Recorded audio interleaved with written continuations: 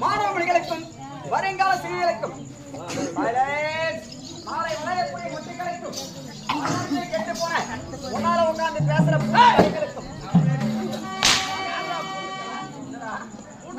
மூணு தலைகளை சொல்லாத சித்தி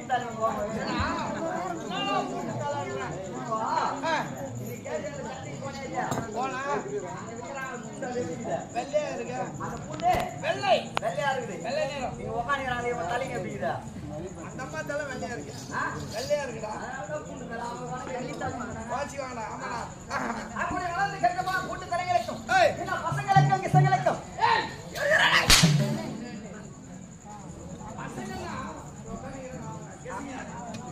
பசங்கன்னா அது போல பேர் போட்டு போட்டு இருப்பாங்க பேண்ட் போட்டு இருப்பாங்க கிசங்கன்னா